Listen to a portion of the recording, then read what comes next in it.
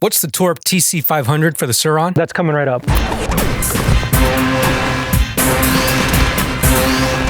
Hey guys, it's Rick from RunPlayBack. In this video, we're checking out the Torp TC500 Controller developed specifically for the Surron. It's a feature-rich controller designed to enhance overall performance with advanced settings. We'll do an unboxing, installation, and take it out for a test ride. So let's get to it.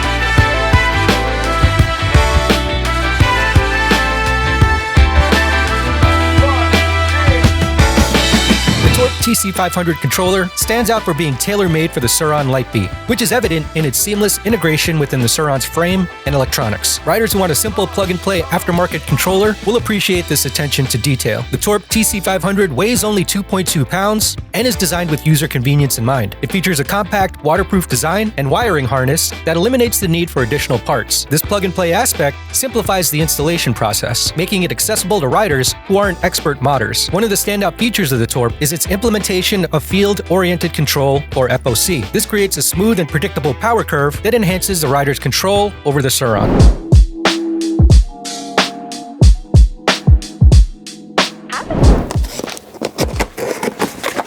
The Torp controller, straight from Croatia. Harness right here, very compact. Instruction manual, super simple, very nice. There you go. This is the Torp controller. For comparison, this is my iPhone. Definitely has some considerable weight to it, but it looks really clean, looks really professional. So we'll install this on the Surron, try out the app, and see if we like the tune.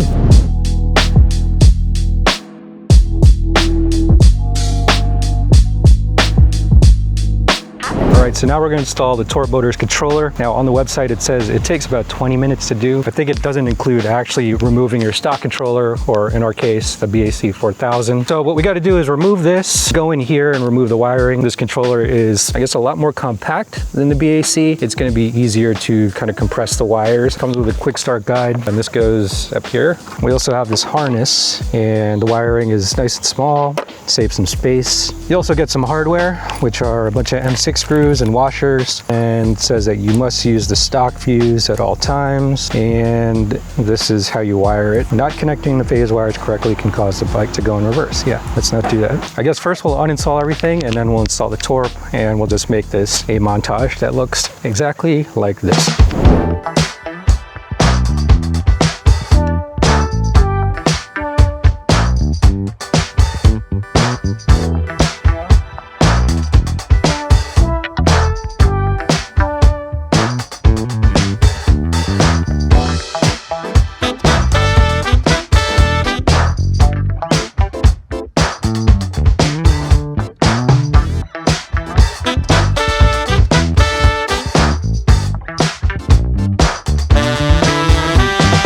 The ASI feels a little bit heavier. In terms of installation, the ASI is installed vertically, so the harness wires actually have to attach here, and then the phase wires attach from the sides. It looks like it'll be a little bit easier because everything is, I guess, installed the same vertically, just roughly half the size. So we remove the ASI harness from the bike. The Torp is a lot smaller. The extension phase cables, these are things that you don't need anymore. Took up a lot of room in this compartment. The phase wires will just connect to the Torp controller in basically the stock configuration.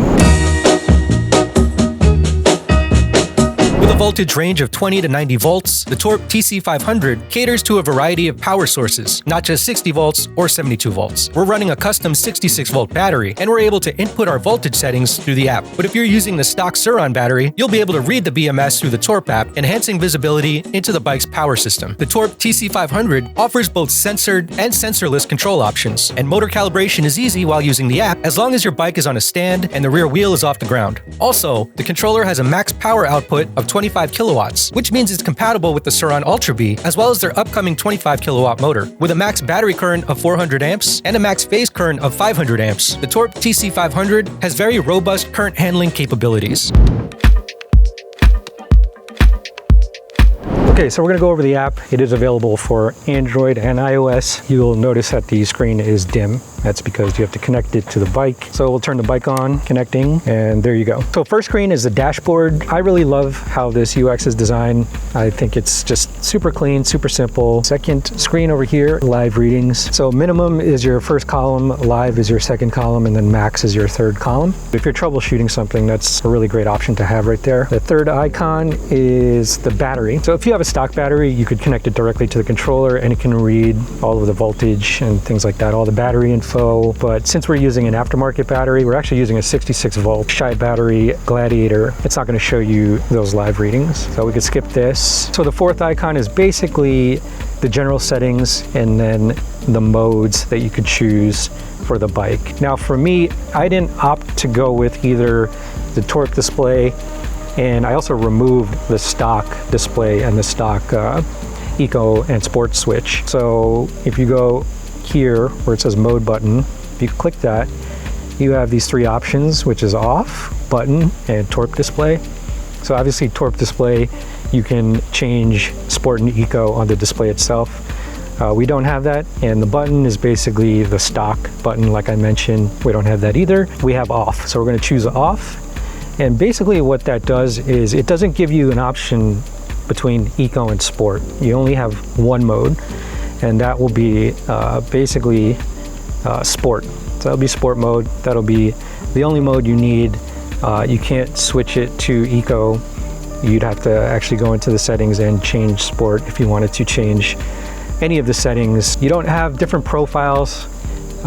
You just have one profile that you can save. Maybe they'll update the app so you could do that in the future, where you could save different profiles and different settings. But for now, we just have one, which keeps it really simple, and that's fine. So basically, I have a custom battery, and the battery that's in here is a Shy 66 volt battery. But you do have these options, which is stock bypass, 72 volt, 60 volt, and custom. And so for me, I chose custom. And what that does is you could choose basically your minimum voltage. And for the 66 volt on the Shy website, it's recommended to do 52.2 volts. Your voltage limit is going to start at 54.7, so it'll start slowing down before you hit that cutoff. But ideally, you don't want to run it that low anyway. Voltage max is 75.6 volts, so that is the max voltage of the Shy 66. So you can set it, to the exact decimal, which is really cool. It can use between 20 and 90 volt batteries, and it also can handle up to 25 kilowatts of max power into the motor. Torp is actually going to introduce a 25 kilowatt motor, so this controller is actually a bit future-proof if you decide to upgrade the motor. And then as we move down, kickstand sensor, something I removed, crash sensor, I'm not quite sure what that is. And then, like I said, the mode button is off. Now let's start talking about the motor settings and the throttle settings. So actually Sully Stunts told me about the Torp controller. He was really excited about it. He ended up buying it. This is his stock tune that he shared with me. Of course, he's a stunter, so it's a little bit different than how I ride. So right now we have 9.5 kilowatts of power in sport mode, and the motor current is at 400 amps. And then the battery current, he sets it at 140 amps. And then you also have this slider here for the speed limit. And so we just bumped this all the way up to infinity, which is the max speed. And then we'll go into throttle settings down here. He sets the throttle response all the way to the right. So it's all the way there into aggressive, and then you go down one notch and then another notch. And it's just a little bit past halfway, right under the end of the word response there on the screen. And that's where he likes to set the throttle curve or the throttle response. The next item over here is the throttle curve, and he has that set at 15%.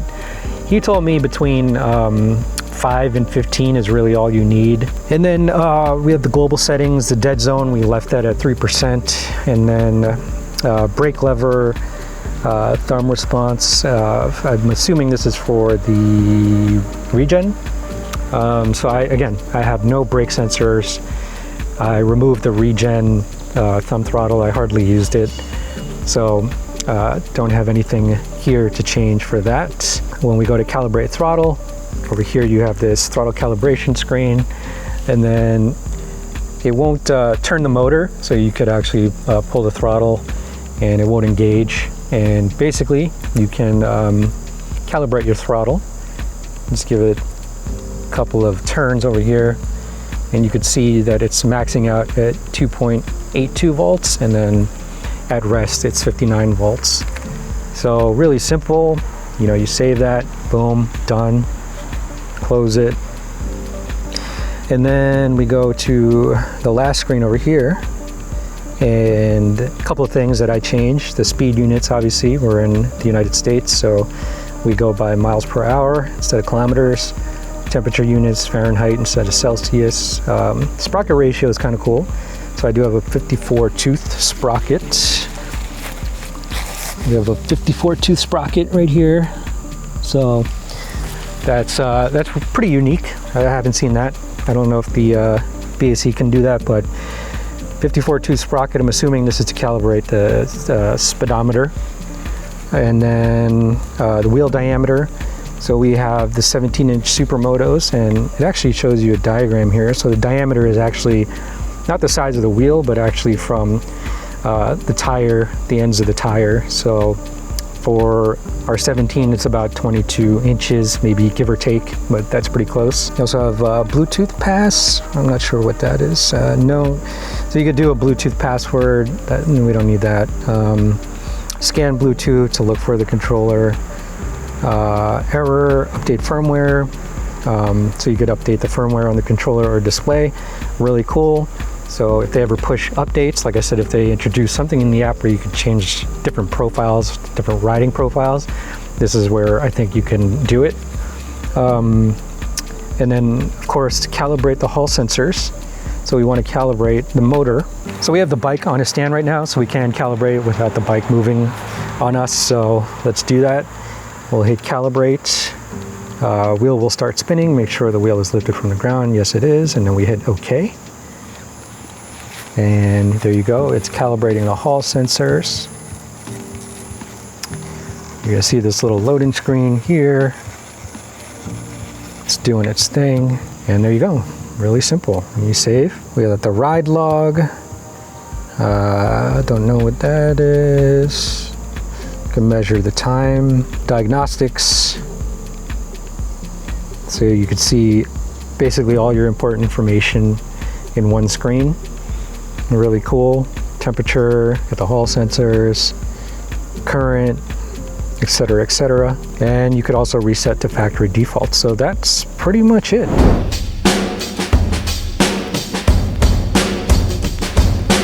Now, when the BAC first came out, there was some complexity to it that, I don't know, is not really for everyone. I've helped a few people install the BAC 4000, and it's not really intuitive.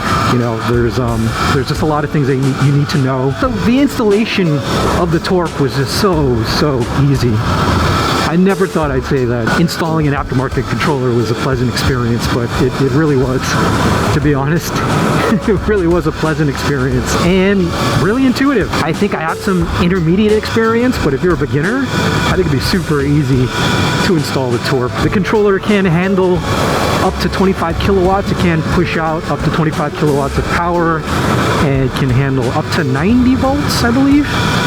So that's a whole range of batteries you could choose from, and obviously motors you could choose from.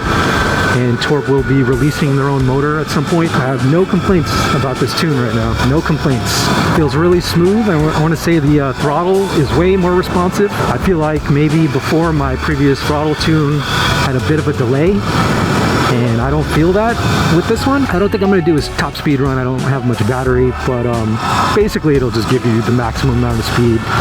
It's set at unlimited, so whatever your max motor and battery amps that you could push into it, it's going to give you that top speed.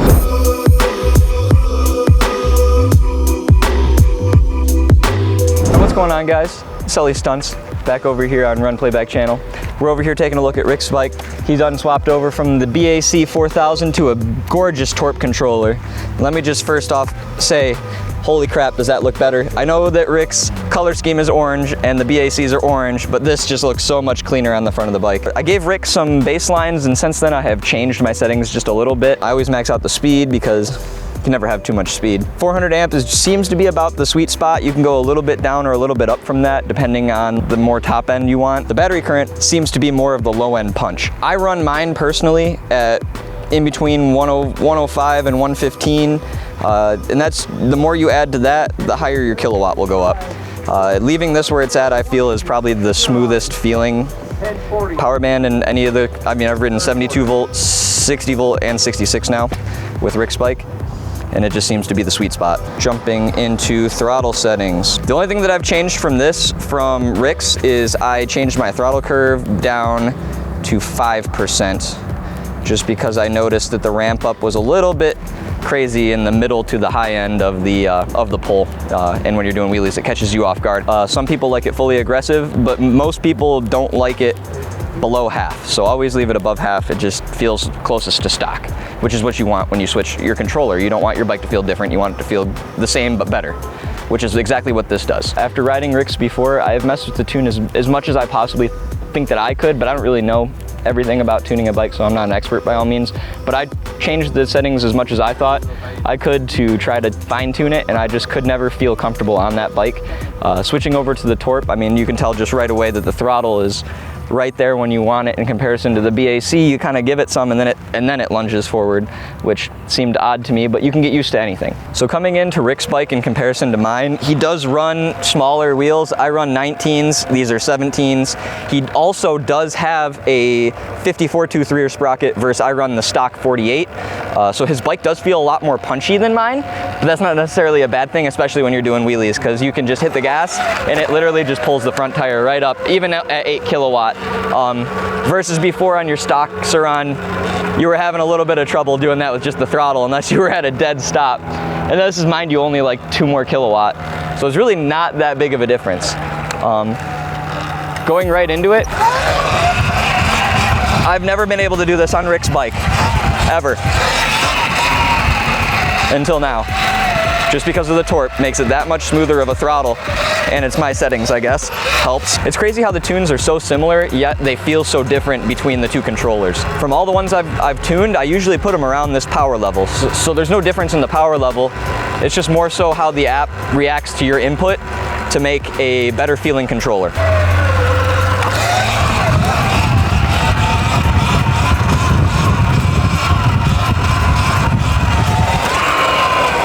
Another thing to note about Rick's setup in comparison to mine is I have the Torp display, which allows me to switch between sport and eco mode. So without the display and without your stock switch, only sport is available, which means you just gotta fine tune your bike how you want it for every ride. So this tune is obviously set up for me and how I ride, so it's not gonna be perfect for everyone.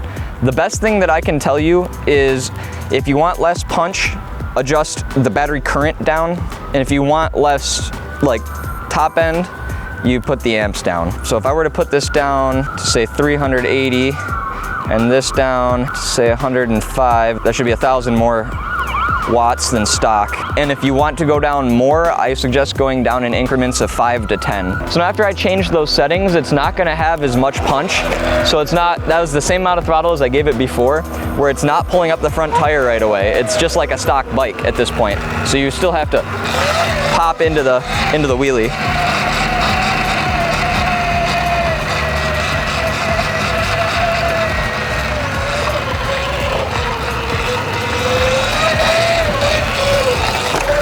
Really, the best thing that I love about this controller is just the simplicity of the app. There's no thought put into it. You just adjust accordingly to what you want.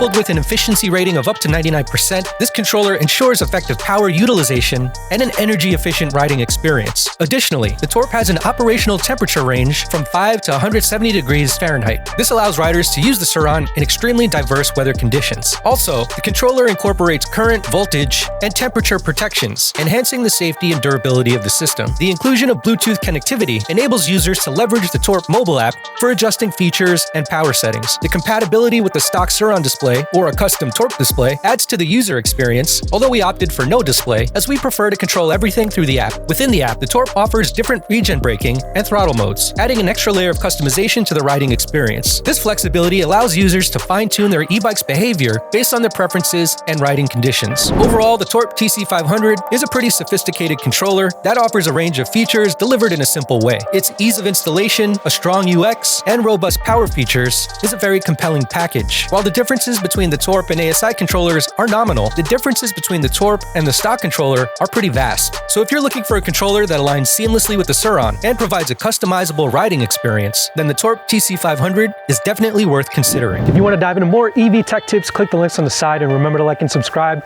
so we can help you find tech deals that fit your lifestyle. We'll see you guys in the next video.